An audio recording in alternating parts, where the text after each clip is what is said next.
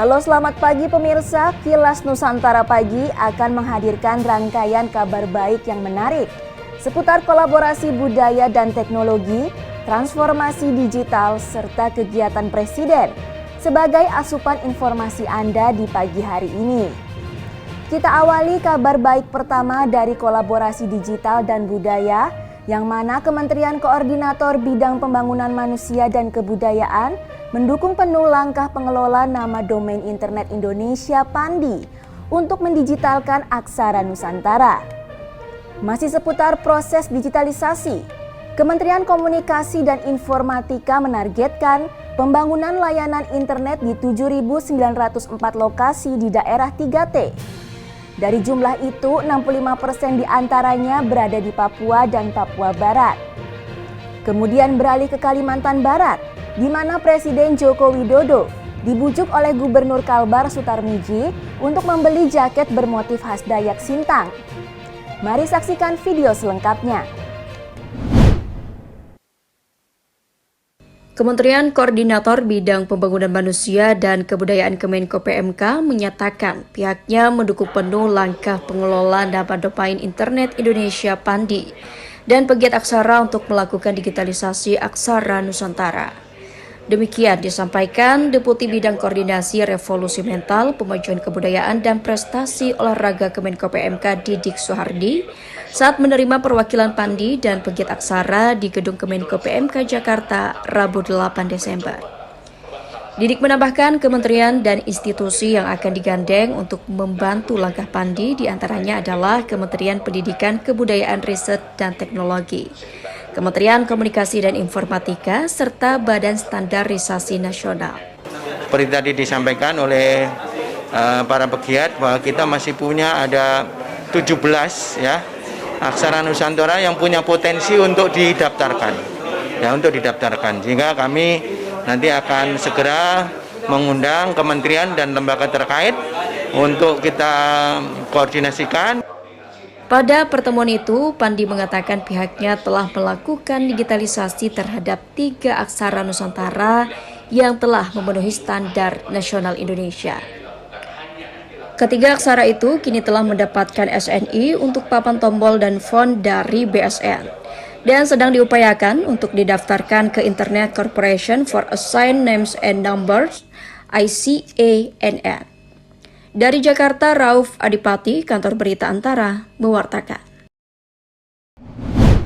Jadi pemerintah ini melalui Bakti Kominfo memberikan perhatian khusus ya.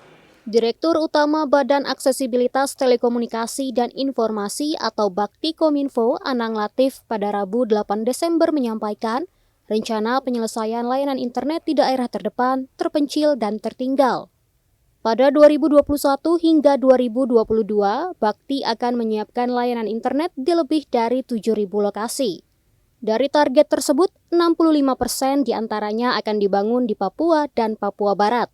Targetnya di Papua dan Papua Barat pembangunan dilakukan di 5.209 lokasi.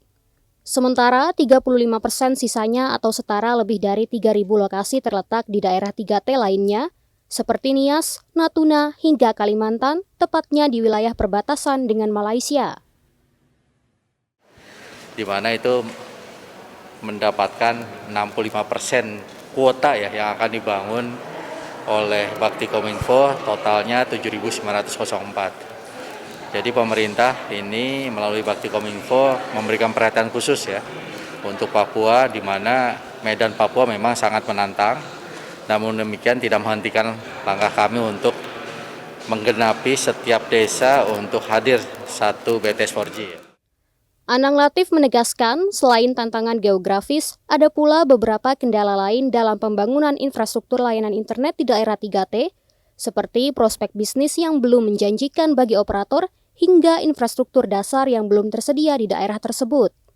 Bakti menargetkan pemerataan aksesibilitas untuk seluruh elemen masyarakat, tidak terkecuali bagi penyandang disabilitas. Pemerataan aksesibilitas ini didukung oleh atlet penyandang disabilitas Leani Ratri Oktila. Kalau pemerataan ke kota-kota besar mungkin sudah sangat setara atau sudah sangat baik, cuma mungkin di daerah-daerah kecil yang belum saat ini. belum sampai aksesibilitasnya belum sampai ke sana. Tapi kita sendiri sebagai teman-teman disabilitas, saya rasa kita tahu program pemerintah memang ada, tapi kan tidak secepat itu untuk Indonesia ini kan sangat luas. Kalau kita semuanya menuntut untuk aksesibilitas cepat sampai ke daerah, saya rasa juga terlalu egois. Nah, kita sebagai teman-teman yang disabilitas ini kita menjemput bola, kita mencari informasi. Nah, kita berani mencari peluang diri sih. Kedepannya, Bakti juga akan melengkapi jaringan Palaparing dengan jaringan integrasi untuk memaksimalkan integrasi jaringan Palaparing yang terdiri dari jaringan Barat, Tengah, dan Timur. Dari Jakarta, Rina Anggraini, Fajar Ilham, Kantor Berita Antara, mewartakan.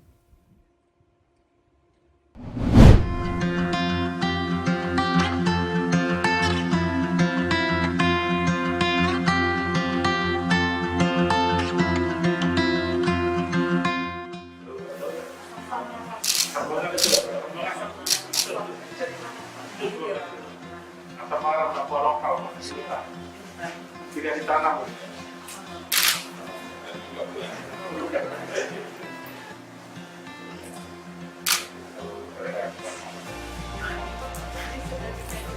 Sudah Pak. Betul Pak.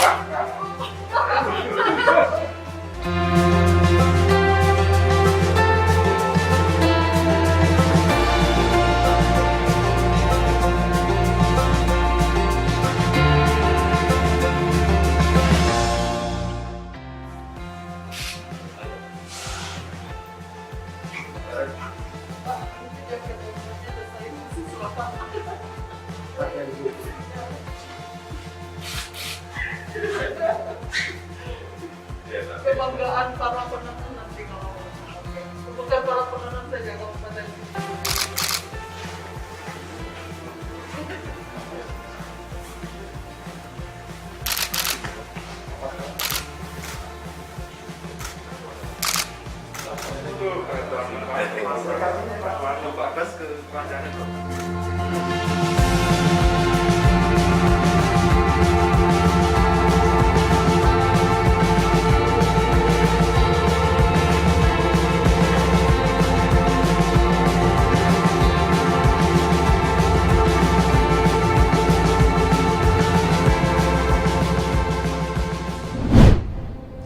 Pemirsa, terus dukung upaya pemerintah yang tengah gencar melakukan transformasi digital di segala bidang agar siap menghadapi era 4.0 dengan terus mengembangkan diri, memanfaatkan kemajuan teknologi. Kilas Nusantara akan kembali siang nanti dengan membawa rangkaian berita terkini dan menarik lainnya pukul 13 waktu Indonesia Barat. Sampai jumpa.